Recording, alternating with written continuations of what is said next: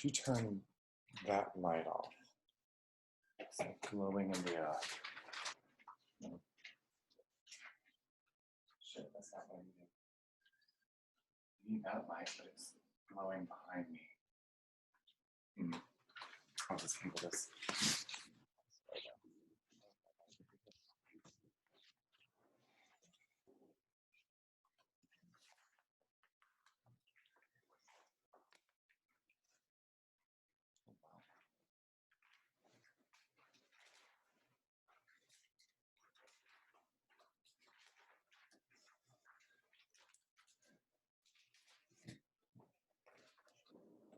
Oh, just admit all.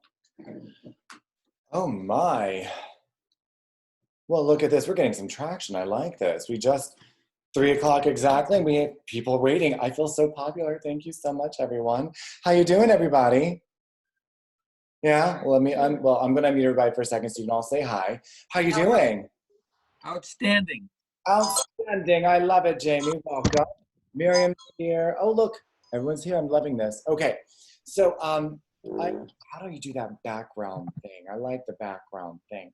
Let me do that. This is just... click the little 3 buttons on top, and then you open a little menu. Can I just go live on Facebook? I hit a button. I don't know what I just did, but I hit a button, and it's doing something. Oh my God! I've been working on this for like days, y'all. What'd I do? Am I doing it? Is it happening? Oh my God! I'm so excited right now. What? Now you have another banner thing for me to do? Go! Dismiss. I don't care. I can't do you right now. I'm just going back. Go live. Oh, I can go live. Here we go. Oh, wait. Oh, you added title. Oh, and I upgraded my account, guys, so you shouldn't be kicked out after 15 seconds. Yeah. What do we have here? I'm going to delete all this because that's a lot of nonsense. No. I don't know where that 3 button thing is. Nicole shares her knowledge on Are We About to, let's say crash and burn. Now remind me not to make any sexual references today. That would be inappropriate. Oh wait, this is still recording. Damn it. Never mind. Okay. Go live. Go live anyway. I'm done with you. So I think that guys, I've been trying to make this like a little more professional as every time I go, and it has been a pill. So I'm so glad you guys are here. I can't see you at all. Okay. Oh my God, there she is. There's Miss Nicole Di Braccio as it is. I was just talking about you. Hi, honey. I couldn't see a damn thing. Hi. How are you, my love? I'm great. How are you? You look so pretty. First of all, let's be very clear. We can talk about how brilliant and amazing Nicole is for days because I'm a huge fan. And she's a close friend. But also the fact that she's a mom living in a quarantine with a toddler and her hair still looks amazing right now. Did you just have your roots done or something? It's crazy. No. No? Notice that I'm going like this so you can't see the grays. You know, I did the same thing, except I don't have any. Except it's all right here. This is all what I'm calling children. It's new to me. Yeah, it's starting to turn grays in places I never had before. So, teenagers will do that for you. They really will. So, oh my, we already have 14 people at 3. Nicole, you're my most popular guest so far. That's exciting. So let's go. Of course, it's not surprising to anybody else. So we're going to give everybody a few minutes to jump in. Again, what I'm trying to do here is provide support and inspiration and guidance to anybody who's trying to invest in either stock or real estate in today's like it's actually an exciting market. It's never dull. I think I wake up every day and there's always something to do. You have to adapt and pivot. Like I feel like I'm tap dancing. I love to tap dance, but that might just be me. But I hope you guys are excited and learning something too. Please feel free to ask questions. I'm going to ask Nicole several things, but she is the expert in this field. A little bit about Nicole, if you don't know about this amazing woman, is she was season 6. finale, woman in the finale of The Apprentice, where she was fired by the only man because she's never been an employee. She was fired by President Trump himself before he was the president. She has been called the smartest woman in real estate, and I happen to agree with that. When you hear her speak, she is so able to break down what we do in an industry and make it so super simple that anyone can do it. And that is definitely like her skill. She's a magician that way. I believe, let me see if I remember all this correctly. She bought her first property at, was it 19 or 21? I think 21. 21, yes. And she was renting, saved to buy her first investment property at 21, and then she continued to buy properties. And she was financially free by the age of 20, what? Good question. 22? Yeah, it happened so Really? quickly. But she's a huge fan of Robert Kiyosaki's, a student of his, and she's just brilliant, and I can't say enough about her. So Nicole, I love you. Thank you so much for joining us and being a part of our community. Thank you for having me. Thanks so much, everyone, for being here. Thank you. It's nice seeing some of you guys, too. Great seeing you, Jacob. Hey, Jessica. How are you? Hey, Jamie. Seen a couple of my students in here. William. Awesome. Hey, Joe. I know you're not visual, but I can still wave to you. And I just want to talk a little bit about, a big question. Hey, big question that I've been asked from a lot of people is this going to be another 2007 and 2008? And for somebody that was an investor in that time period, I bought my first property in 2002 and never lost a property. There's certain things that we need to understand. I think first and foremost, this is actually a massive opportunity. If we look at 2007 and 2008, there were more millionaires and billionaires created in the United States because of 2007 and 2008 than any other time period in U.S. history. So this is not a time to get scared and say, oh my gosh, we don't know what's going to happen and clam up.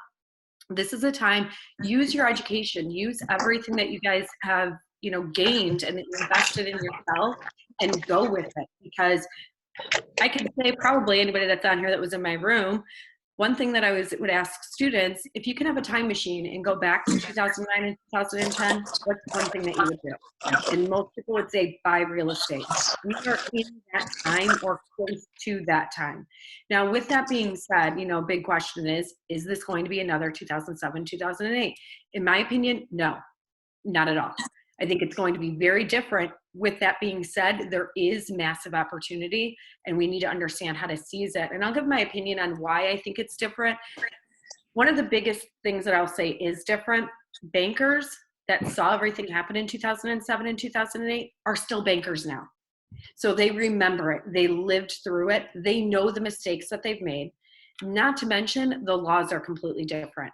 I personally believe, of course, other than everything, being a pandemic and health reasons, and you see a lot of banks jumping on board and trying to help people, they do not want to take inventory. Our federal government does not want them to take inventory. So this is a time, I think short sales are great. I think using a lease option to stop people in foreclosure, and I get it, right now nobody can go into foreclosure, but with that being said, in a few months, there are going to be people that maybe set up a forbearance and have to work something out. This is a time where we can go and help these people. There are going to be some people that want to leave their homes. There's going to be some people that want to save their homes and help them. If you can help them to save their home, even if it means you're not getting a property or you're not making a deal, that's fine. They may know somebody else. Where'd you go? Hold on. There you go. I think you're back. I was like, where'd you go? And by the way, too, if there are any questions, I do have the chat open, so feel free to type anything in the chat. If you have any specific questions, I'd be more than happy to answer any specific questions for anybody. And one thing that I do want to throw out there, too, for people that do own properties, for people that I can see, put your hand up like this if you do own investment property right now. Or hit the like button on Facebook, because apparently that's how you drive more organic traffic to the meeting. Oh, there we go. Hit like. If you do currently own investment property, one thing that I've seen in the media is that they want the government to pass a law so that people don't have to pay their rent. I'm going to tell you my personal opinion on that. I do not believe that we need a law for people to not pay their rent. If somebody cannot pay their rent, if you have an investment property and they cannot pay it, do not charge them late fees. again, if you've sat in my ballroom, and I know you've learned this from Legacy, you are a human being before you are a real estate investor. Work something out with them. We have a tenant, they called us March 30th, March 31st, commercial tenant, and they said, we can't pay. We were forced to shut down. Their business is, they make things in shop. They were forced to close. And we said, don't worry about it. And we're not even gonna have a conversation right now as to when you can pay, because we don't know your situation. We don't know when you're gonna be able to reopen. And the crazy part about it was they called us yesterday and said, we just want to let you know we're going to go ahead and pay half a month's rent. And our response was, wait, we're not pushing you to pay. You're not going to have late fees. Please make sure, stay healthy right now. And they said, you know what? We were so happy at how kind you guys were to just saying, don't worry about it. We actually reached out to our customers and said, can you guys help in any way? A bunch of people bought different gift cards and were using that to pay half the rent. I thought that was amazing. And, you know, I hear so many stories of people that say that their landlords are forcing them to pay rent. Now, if you're in a position and let's say you have a couple properties and those tenants can't pay rent, you say, but Nicole, I have a mortgage to pay. Reach out to the bank and have a conversation with the bank. Most banks already have people in place for this. Have a conversation with them. All you need to do is show the conversation that you had with the tenant. They're going to ask what occupation your tenant is in and say they can't pay until this time, or they're waiting for a stimulus check, or they're waiting for unemployment. As soon as they have it, can I then pay it forward? I had a couple of students, what they did was they spoke to their banks, and also understand that there's a difference between a forbearance and a deferment. So what a lot of banks are doing, and it sounds great in the media, is they say you don't have to pay your mortgage for 3 months. Well, understand with some of those banks, on month 4, you have to pay 4 months of a mortgage or do a modification or some type of workout with them. What a lot of commercial loans are doing, what a lot of banks are doing with commercial loans, if you have tenants that could not pay, they are having a payment not made, and this is what you should be talking to the banks about doing, have a payment not made, but the interest is still accruing. So it's not the bank losing out on any money, that interest is still accruing. Essentially, it just means instead of a principal balance going down, it's going to go up. And if you do get that from your banks, and this is again what we've said to our tenants, anything we get from our banks, we're forwarding right on to you. And we're going to say, you know what, it's not even about paying your rent and not having to pay a late fee. You don't even have to pay it, or pay 20%, whatever it might be, however that workout is. And again, you know, I think with banks being prepared to work with people, we're going to see everything be really, really different than it was in 2007 and 2008. It's also a great time to reach out to banks and say, hey, if you have somebody that does a forbearance and in 4 months, they can't pay the 4 months that is owed, and maybe they do want to move out. Again, there's going to be some people that just say, I just want to leave. I just want to walk away. Talk to the banks and say, please have those people reach out to me. They cannot give you their contact information, but they can give the homeowners your information. You can essentially talk to the banks about taking over some of those loans and putting a renter in. It's a great way to be acquiring properties. It's a huge thing that I did in 2009, and you'll have so much business coming your way, and it's people that are thankful you're helping them. You've avoided a foreclosure. The bank is loving you. The bank will allow that loan to stay in place. And on some banks, especially now, the interest rates that they'll be giving loans at is unbelievable for how low these interest rates are. I mean, commercial loans just went under 4%. I've never, ever, a residential loan under 4% is great. And I just know somebody that did a 15-year on their house at 2.25%. Another random topic. Sorry, I go down a bunch of rabbit holes. If you do own a property, you're a primary residence, and you have not been affected and you still have a job, you should look into refinancing your property. And if let's say you have a 30-year loan on it, but you're 7 years into that loan, and you say, well, I don't really want to add 7 years payment, look into refinancing with a 15-year. There's a good chance that you can lower your payments and knock off a good amount of years of the loan. So you mentioned like 15,000 things I just want to talk to Sorry. you about, because like That's what I do. Take your brain and just drink it. It'd just be lovely. I think it would probably taste like strawberries. But the point is, so one of the things that I'm seeing a lot of newer investors, when they start off, first of all, they're all so scared. And that's part of why we're having these things, is so that you guys realize that the need out here in our society is greater than our fear. So we just gotta step up, because if you don't know an answer, you have a community that knows, that can give you answers, right? Nicole is part of your community. I'm part of your community. Anita, who else is here? We're all part of your community. Well, we got some smart people in this room. Let me look over here. Okay, awesome. Emily, Joe, like we got Marie. We've got some brilliant people in this room who can help you find answers if you don't know them. So one of the things that that I was going to say is what you're saying about the foreclosures, and it's in a couple of months. What I'm hearing, and you can elaborate on this too, is you're never dull. You're never bored in real estate. There's always something to learn. The foreclosure laws are changing right now because, you know, you can't foreclose, right? So learning how to work a forbearance, to build trust with a homeowner who doesn't understand what a forbearance is or understand what a short sale might be, that's something that you can learn, so that if something were to happen negatively, they come to you first. And you know, they'll probably have other friends who were laid off, as so many Americans have been. They'll send your name and number onto their friend to get help. So you're building goodwill. And remember, and I love what Nicole says, people before profit. Always make sure that you have these people in place, and you're going to make money with people, not at their expense. And that's part of the integrity that you work with. Now, short sales, let's go. What are you seeing the differences right now in short sales versus in 2008? I was trying to do one last, I want to say summer, but I'm in Florida, so it was actually December. And it was an FHA with a PNC bank, which is a regional bank.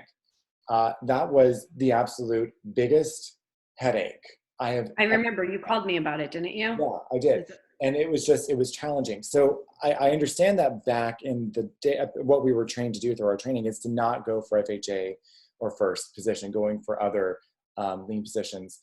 What do you recommend? What are you seeing right now? What should we be strengthening our skills on for short sales coming up? Now, and here's a cool thing with short sales, and I see the questions that were typed in. I'll circle to those as well.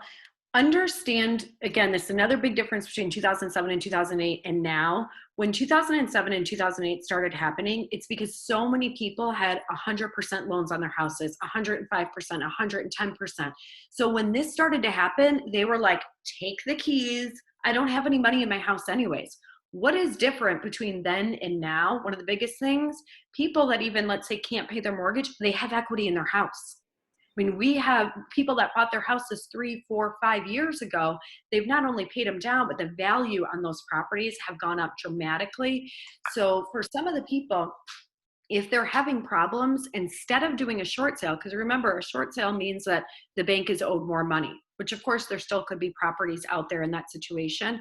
Really, really consider doing a lease option to stop the foreclosure process, because especially if there's equity in that property, you can even put some money in that homeowner's bank account. And one of the biggest reasons why we want to help people to avoid foreclosure, we'll see, time will tell if this is going to change. And if it does, I would say it would happen in maybe 4 or 5 months. But when all the foreclosures were happening back in the day, there was a law put in place. It was called the 2008 Mortgage Relief Act. And it stated that provided certain things were the case, an example of one, if it was somebody's owner-occupied home and it was the original loan on the property, as long as they filed certain documentation with the IRS, the bank could not come after them for the downfall, and nor was that considered a taxable event.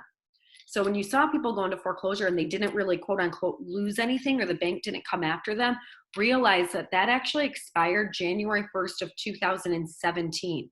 So unless something similar gets put back into place, anybody that goes into foreclosure, at a minimum, that is a taxable event to them.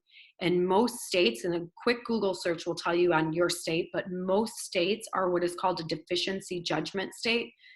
In a deficiency judgment state, the bank could actually get a judgment against the homeowner and potentially garnish their wages.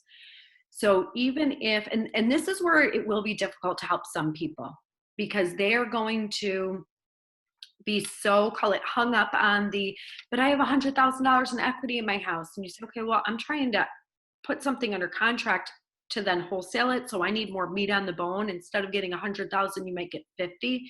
And they might be so stuck on that number that they end up the foreclosure process starts. Explain to them from the beginning of why it is so important for them to avoid foreclosure, and that you are truly trying to help them, because if it goes into foreclosure, they're not going to get anything. And it costs the bank about $50,000 getting a property through the foreclosure process. So even if they feel there's equity in their property, by the time the foreclosure happens, the banks could still come after them for that difference. So keep that in mind as well. Kristen, I'd appreciate advice on a short sale of a reverse mortgage. I'm talking to a property owner about that tomorrow. I'm going to assume it is a true short sale and that they actually are underwater. Do you happen to know what bank it's with? And I'll say this as you're typing in some of the information. I am not a fan of reverse mortgages. I'm just not. I think they're horrible. Please, if you have any of your loved ones and they want to get a reverse mortgage, please talk them out of it. And I'll go down a little bit of a rabbit hole right now. The problem with most reverse mortgages, it basically, let's say, to explain it in case anybody doesn't know, let's say that somebody owns a property worth $300,000 and they have no loan on that property. It's somebody getting a payment every single month. So a lot of retirees may do it because they use that money to live off of. The big problem though with reverse mortgages, most of them say that once the homeowners pass away, the bank takes possession of that property. So they could have that $300,000 property. They've paid out $20,000 in payments, let's say. And then if those individuals pass away, instead of their loved ones receiving that property, the bank gets it. And it's one of those things. I just think it's morbid in a sense. You don't know, you only know they're facing a short sale and it's a reverse mortgage. Okay, so I'll give you a little bit of different information then. One of the first questions you want to ask them is what bank that it's with. Once you know the bank, usually by knowing the bank, I can give a little bit better of advice on how banks work specifically. I hope nobody on here works for Wells Fargo, but if it's Wells Fargo, good luck. Sorry. Being honest, they don't do workouts very, very well. And usually on a reverse mortgage, it's generally going to be a smaller bank, or not call it a bank that we've heard of. You're going to just reach out directly to the bank and let them know that you're in contact with the owner. Have the owner sign an authorization to release information. If you have RESS, it's right in there. Once they sign that, it gives the bank permission to talk to you about that loan. What you really want to figure out is how far underwater it is, and also figure out what your exit strategy is going to be. If you're planning to wholesale the property, obviously make sure there's enough meat on that bone so that you can sell it off to somebody else. If your goal is to keep them in the property, you can't with a short sale. And that is a big difference between a short sale and a lease option. Again, probably things that would be beneficial for everything we're going through right now. With a short sale, it's actually against federal law for that homeowner to remain in the property. If it's a lease option, they can actually remain in the property. So you really want to have a discussion with them about what's going to be most beneficial. Hi, Anita. I was reading the chat box and I'm like, hey, that looks like Anita. Hey, that is Anita. How you doing? Great. More people watching us on Facebook Live that aren't in the actual Zoom conference. Hi. Yeah. Say hi to everybody. About 20 seconds behind us. Jessica, I'll go over to your question. I'm about to buy a property in Colorado Springs, and I was asking my investor, a realtor person, that I'm looking for a 1% quadplex. They said it's almost impossible to find a 1% property, and I should more be looking at appreciating property right now. A realtor told you that, Jessica? Honestly, it's an investor type person. They said that the properties there, like to actually find like properties there that kind of meet the 1%, that they're having a very difficult time, but that appreciation's there so much right now that they're kind of looking at more appreciation than cash flow. I'm kind of like, fight for appreciation, especially now. Please do not fall into that trap. Please, please, please, please, please. If something, especially now, because is it possible that real estate values are going to go down in the next 6 months? Yes. This is the worst time to buy for appreciation. And if you own properties, don't think, well, Nicole just said they might go down in 6 months, I'm going to sell everything. No, you still keep it because you're still collecting that cash flow. In the history of the world, let's say the market does go down. If it goes down, it's also going to come right back up, right? But please do not buy for appreciation. Here's what that means for you, Jessica. Go to a different market. That's literally all that it means. And you don't live in Colorado Springs. What are you doing? She's being transferred. Oh. Thank you for your service. Be there in about 45 days. And so, yeah, so I'm looking at a bunch of properties out there, and they're, well, I'm looking at, I found kind of investor type person. They're looking around, they're trying to find a place. But yeah, I mean, even just kind of looking on MLS, looking around, like there's not a whole lot. So just trying to figure out like what's another option. If that doesn't work, if I can't find something that actually cash flows, like what's another possibility do you recommend? Lease options.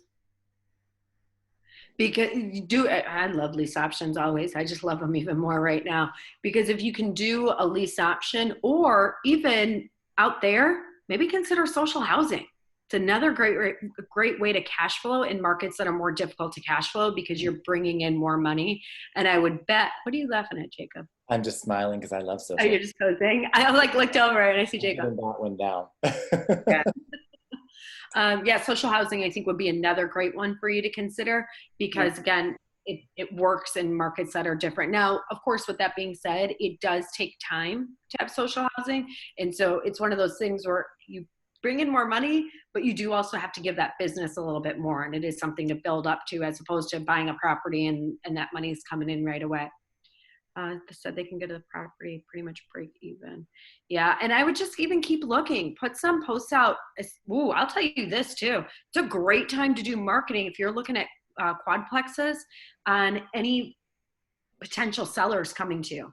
I just had somebody call me and they said, when this is all over, I want to sell my entire portfolio. There are some people, and this is just scaring them, and the fear is making them run. And this is when, as investors, we want to be getting in and just to put it into perspective, when he says he wants to sell his portfolio, he has over a $50 million real estate portfolio. He goes, oh, I just want to sell it all. I said, good. You want to sell it to me with seller financing? And I'm going to get it. It's happening, by the way. Let's see. Are there any other questions? The new one seems like a good product, but not the old ones. That was probably just something that I said. Are there any other questions that I can answer for anybody? I have a couple of observations I'd love for you to talk on more. So what we're seeing, and this is something that you've been doing this so long, and you have, not only do you have single family, you have apartment buildings, you have hotels, you do gas stations, you've got such a breadth of knowledge. I would love to ask your insight on when is it the right time to grow and to scale and to add these different things into your business? Where do you, so if you had from start to finish and you want to tell people how to go and avoid some of the pitfalls, what would you say do right now, focus on and continue to grow?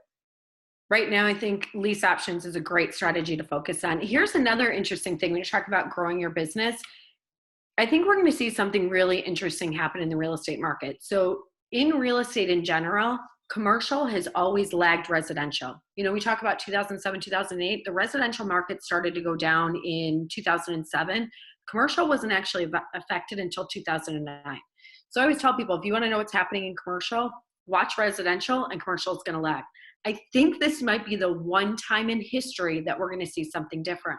When we talk about there being another correction, I again, total assumptions here, but I would think that it's going to happen in the commercial market. You talk about restaurants that haven't been open. You talk about offices that have had people, or businesses that have had people working from home. What could be interesting is that some of these businesses may say, you know what? We had our employees working from home for 2 months. What are we paying for this office space for?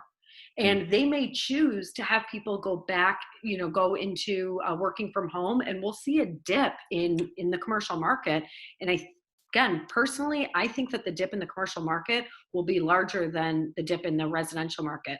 Totally didn't answer your question, but it popped in my head. So to go back to your question on what to focus on now, I think one of the biggest things is lease options.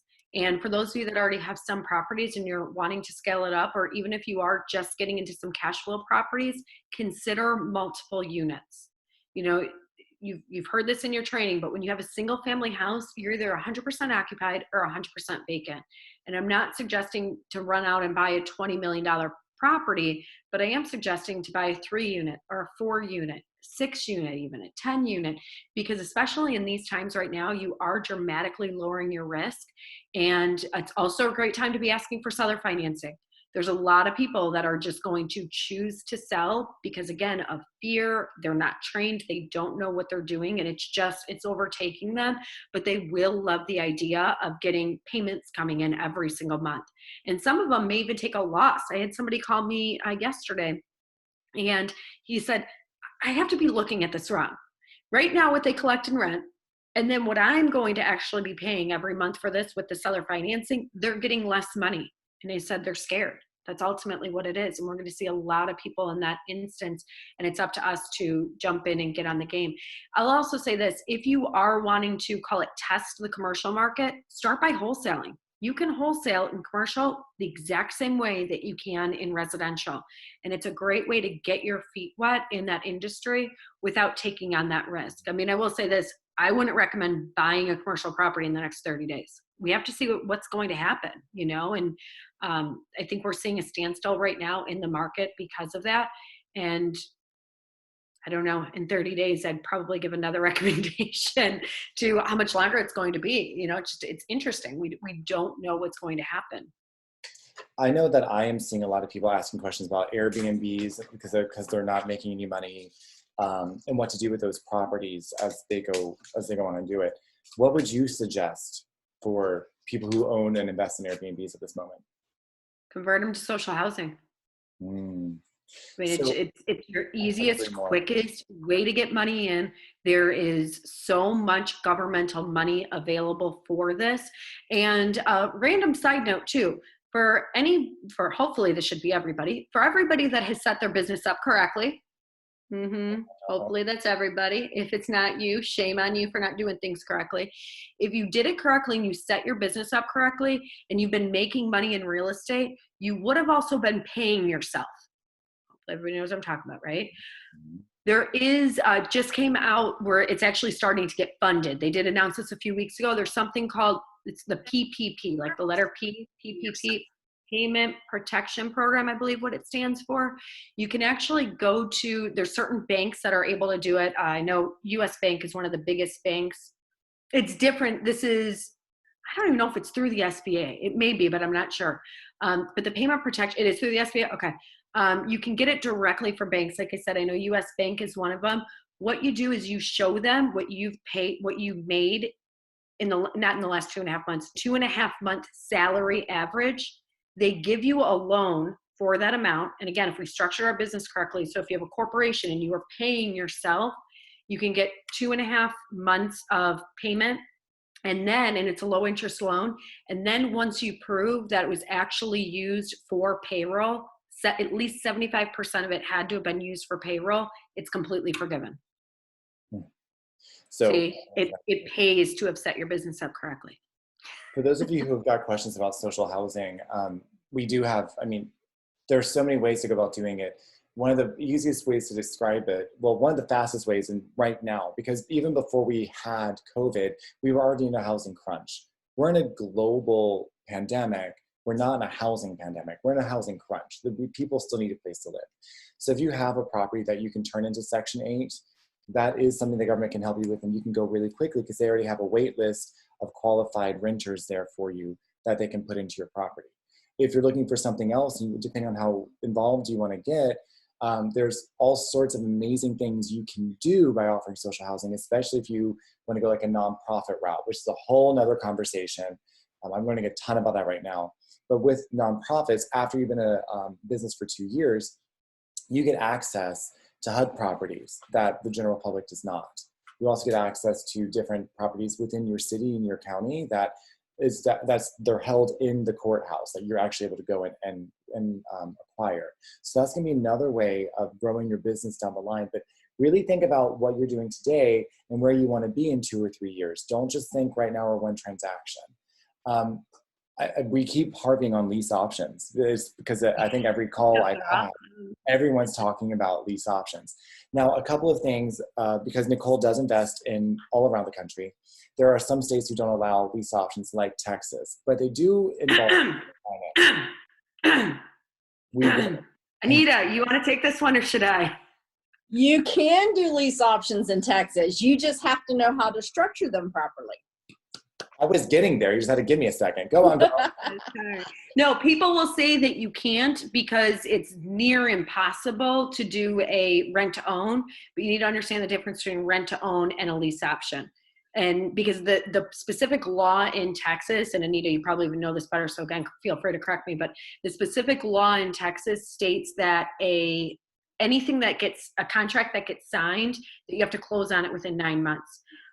In a rent to own, you've signed the contract. On a lease option, you have not yet signed that contract. And because it's the option to purchase, that's the number one thing you should be doing in Texas, because everybody thinks they're illegal and they're not. You guys do a ton of them, right?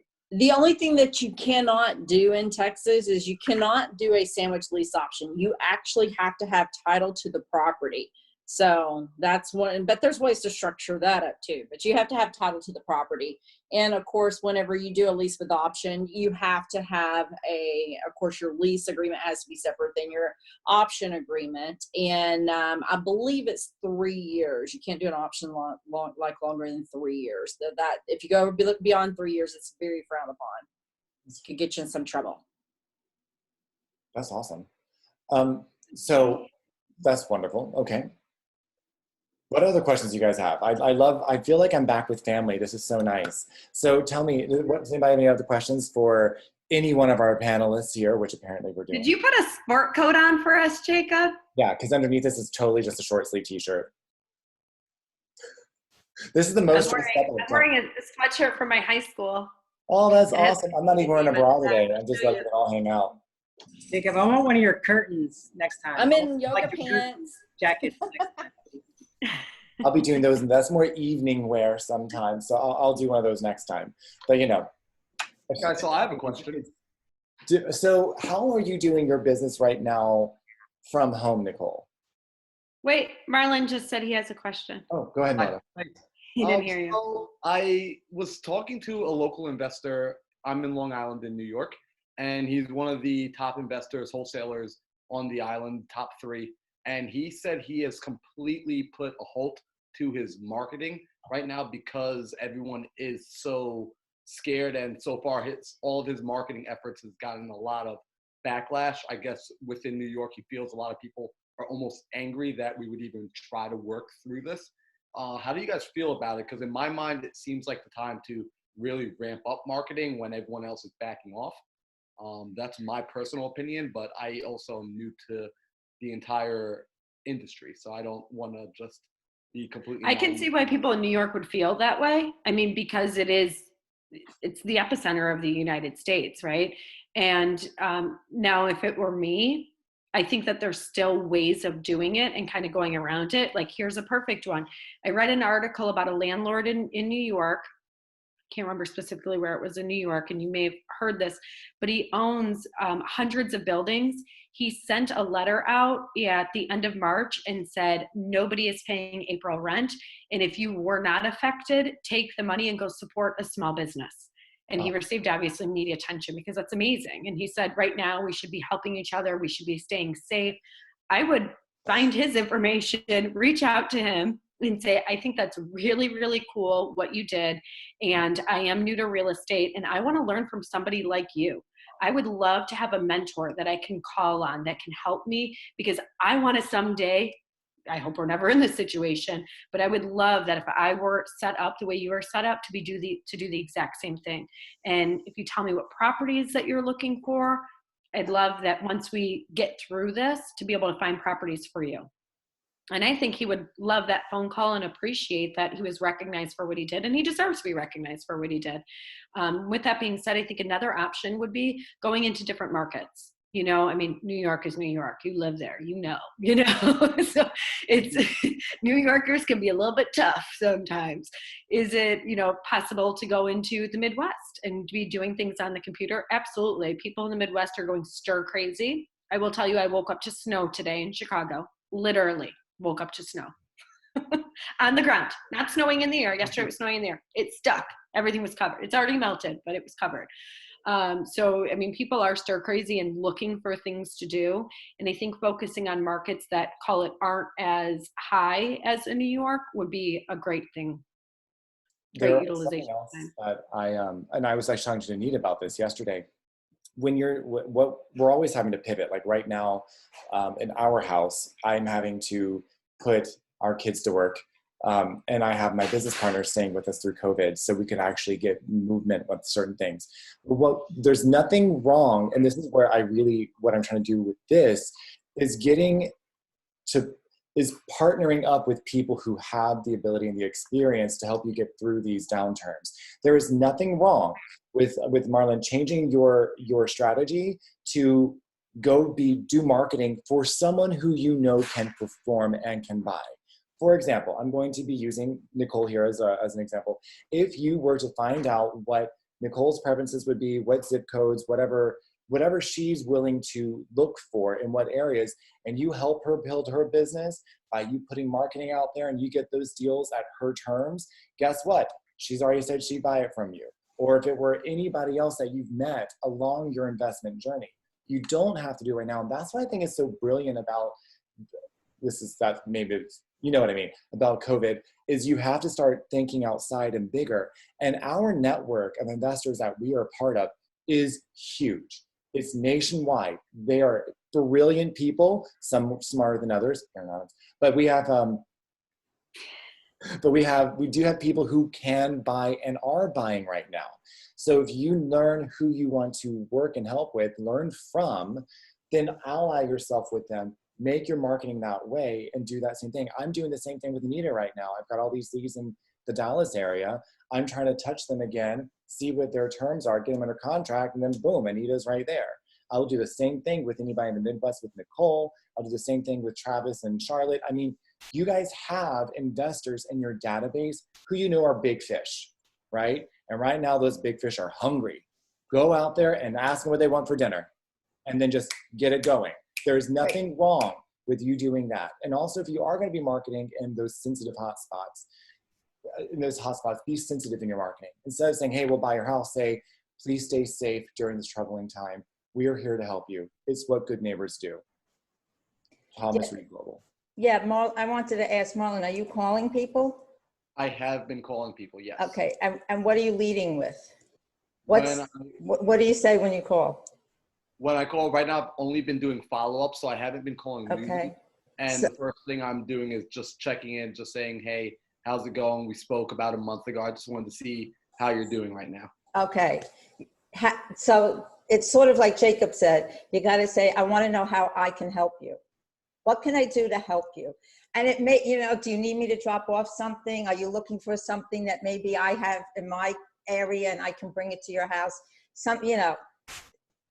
It's more, you'll always be remembered, just like Nicole said about the landlord. I mean, that was national news. We know all about him down here in Florida, and you'll be the one remembered at the end of the day. So it's not, and not even bringing up real estate. I mean, as a realtor, I'm on five Zoom calls a week now with my office. And this is the big, and we're 300 agents, 3 offices, over 300 agents. This is what is consistently being banged into our head. It's not going after, even on an expired or a FSBO, you don't go after the sale. You do the humanitarian first. Let them bring up the real estate to you. So drop it until they bring it up. Same note to piggyback of what you just said, Pam, which was brilliant. I couldn't say better myself. Ask if there's anyone that they know that you might be able to help. That you can help. Tell them to pass information around. You're here to help the community. You're here to help build a community. You're here to serve. And that right now, that's what we need. That's really what everyone I think needs right now. And they'll remember you because you did that for them. And sometimes it's small things. I mean, we own a restaurant, and one thing we do for everybody that comes in, and again, it's not trying to get anything out of it, trying to just do the right thing, is everybody that walks in, we say, hey, do you need gloves to go to the grocery store with or to go to the gas station? And if they say yes, I just put the box out and they take as many gloves as they need.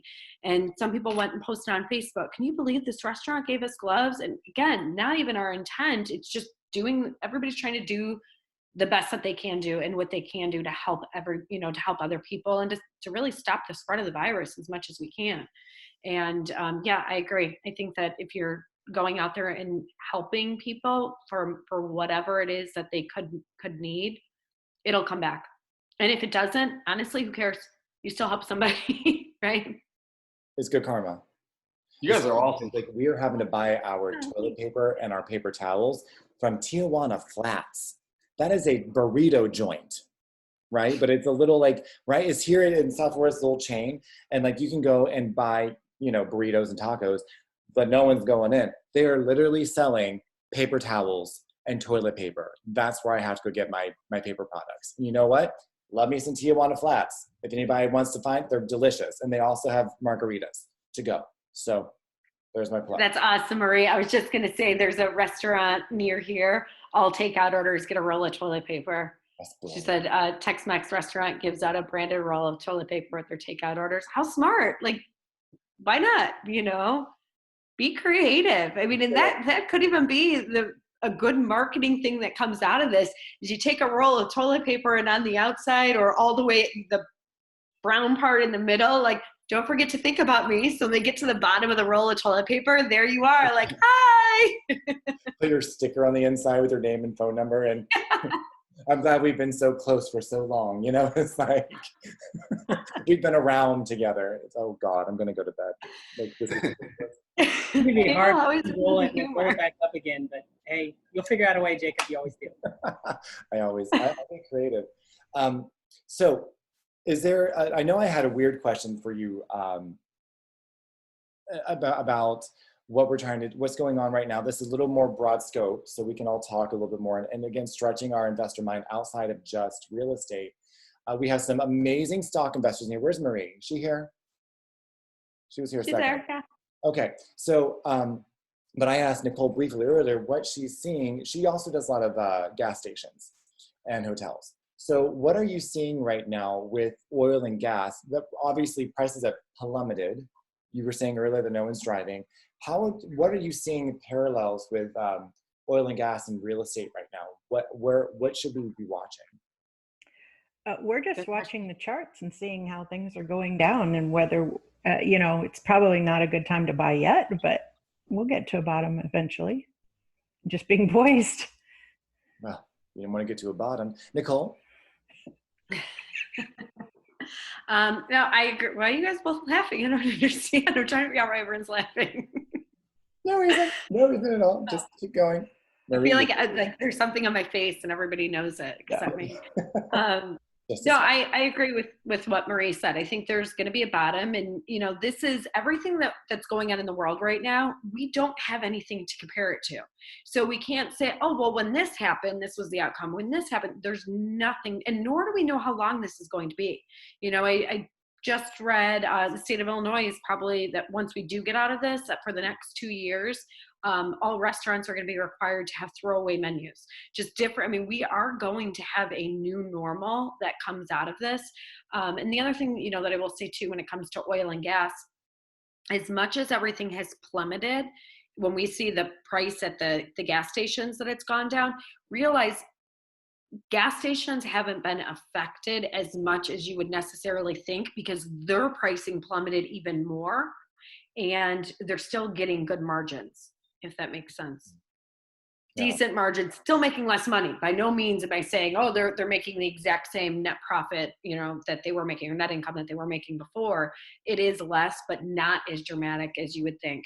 And there still are people out there that are driving.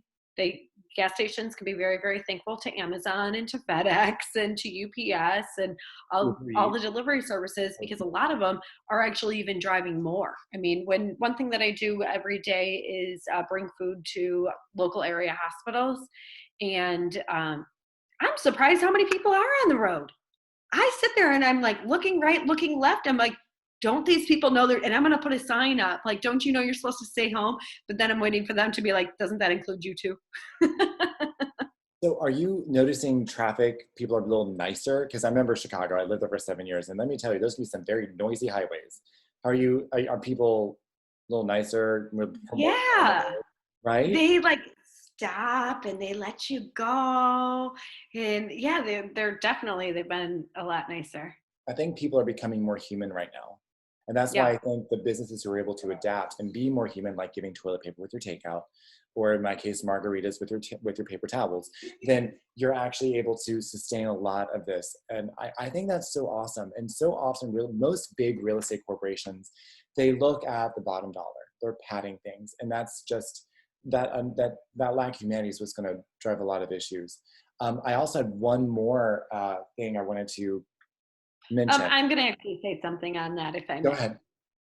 I have my little soapbox, and since I have the floor right now, I'm going to use it.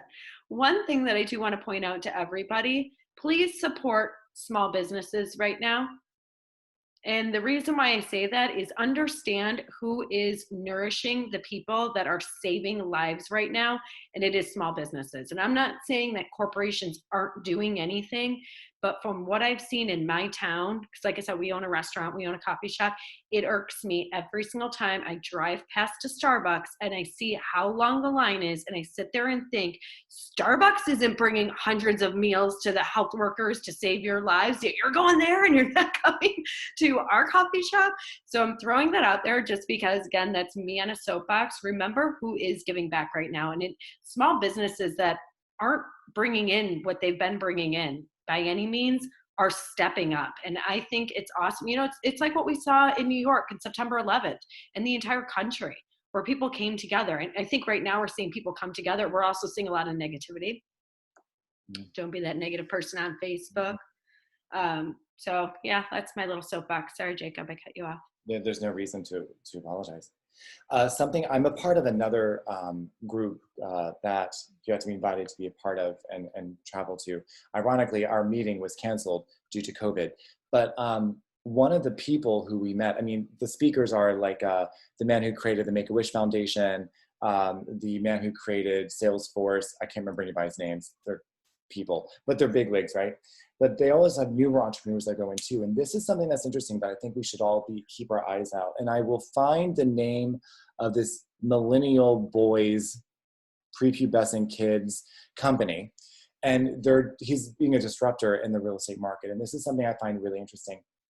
They're taking homes, because millennials and younger adults, my people included, I mean, look what I'm doing. They like shared housing, as we're talking about. They don't want to be alone. And I think that's going to be even stronger now because of people being isolated with COVID. I do think people are going to want roommates after going crazy. And hopefully they'll be a little more sensitive to the prison system. Not the point, I'll get off that soapbox. But what we're seeing, they're creating this business model to where they will take homes and people can actually buy in and purchase shares of that home and have a room that they own in that home. And if they wanted to sell that, they can sell it to somebody else and put someone else in, or take those shares and transfer it to another home within that network. It's something that's starting to get a little bit of traction. There's based out of Colorado, actually. So they're starting to get some traction. It's something that's going to be a disruptor in our industry. So that's something to start looking at, because it's not a bad idea. We talk about it all the time. If you kind of like a modern day timeshare. It's like a Golden Girls with money, like ownership rights. Yeah, I mean, so that whole kind of like, not the social housing, but the idea of shared housing. So it was one of the models I was looking at, one in kind of St. Pete and even out in Colorado Springs was, I mean, there's places that are out there that are, 6 rooms, right? So, rent out the different rooms inside the place for, extended kind of stays. And then it's a common, it's a common kitchen, common,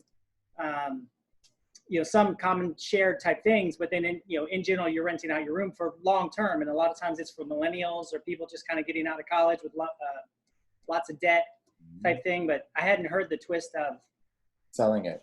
So selling the room itself somehow. Yeah. That's what I'm trying to do.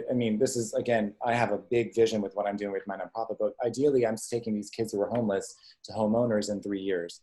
And the idea is that they find these properties, they rebuild these properties, broken homes fixed by broken people, and they're able to get in and actually find an identity there. That's why they're able to choose the window treatments and the tile and stuff like that. but they will be a partnership, and they will own certain parts of that house, so they have their own home for once.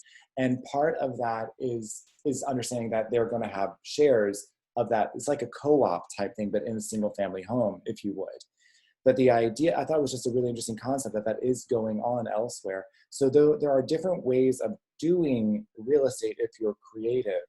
And I just think it's a really cool idea, especially if you are young, if you're a younger millennial or who have no net worth, because we're becoming a society where people don't own anything, where your entire life is a liability. You're drowning in student loan debt, with credit card debt, you're making less money at your jobs, you're going to school for longer, you don't get any pay raise. It's just, you have no net worth.